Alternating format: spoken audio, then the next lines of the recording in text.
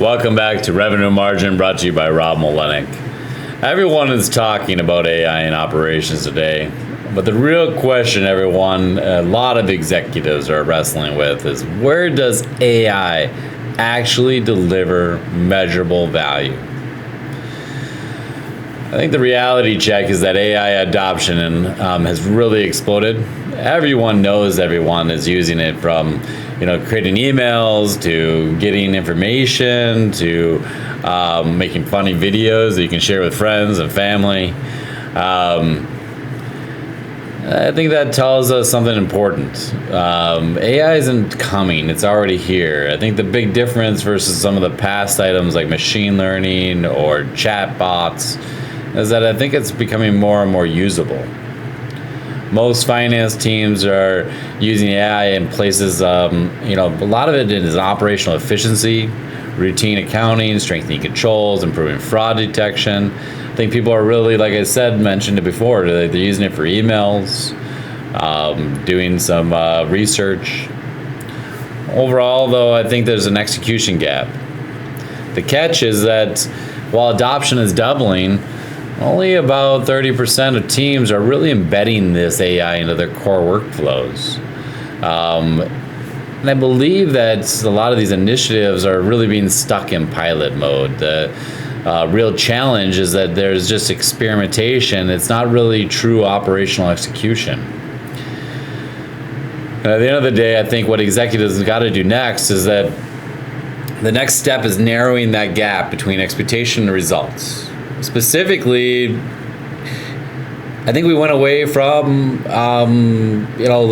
what we did typically in the past. We look at AI and we're like, got to replace the entirety of something. I don't think you need to do that as fast. I think you need to look at low-risk pilots, specifically things that are going to improve a specific part of the workflow, that have a measurable the ROI and return. If it doesn't have an ROI return, it's like, what's the point of it? Lastly, I think it's about delivering some quick wins that build confidence in the organization right now. I think if you can find ways to be able to bring AI into things, that you can definitely drive some ROI and either cash flow, income, or revenue, whatever it might be, but it has to be tied to some type of ROI. Also, I think leaders are not understanding that people and governance are shifting.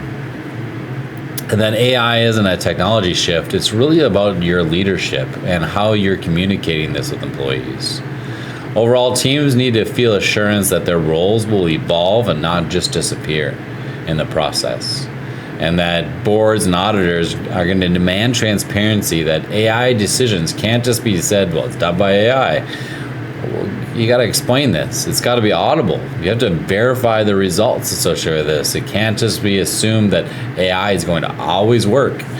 How do you show an audible result basically tied to ROI that can be audited on an ongoing basis? Overall, I think that executives need to, they're not trying to replace judgment with AI.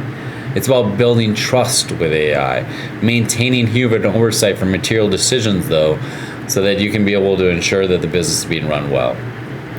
Overall, executives that are going to get this right won't just modernize the individual group. It's going to completely redefine the role of AI within the enterprise.